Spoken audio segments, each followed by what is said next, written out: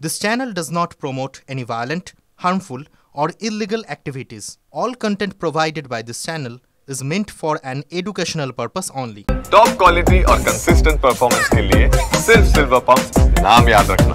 দেখুন এটা তো নতুন কিছু না, প্রতিদিন 24 ঘন্টায় দেখা যাবে যে 24টারও বেশি দুর্নীতি পশ্চিমবঙ্গের বিভিন্ন সরকারি মেডিকেল কলেজে ঘটে চলেছে।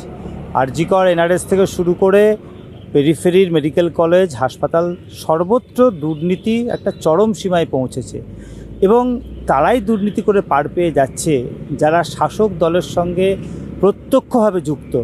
তাহলে যারা যে ব্যক্তি যে কর্মচারী দুর্নীতি করছে সে একাদোষী না। এখানে দেখা যাবে যে কান টানলে মাথা আসে বলে না, যে ওই যে এনআরএস মেডিকেল কলেজে যে স্টাফ এই দুর্নীতিটি করতে পারলো তার উপরে দেখা যাবে যে শাসক দলের চিকিৎসক নেতা থেকে শুরু করে সরকারি পদস্থ অফিসার অনেকেই এর মধ্যে যুক্ত হয়ে আছে।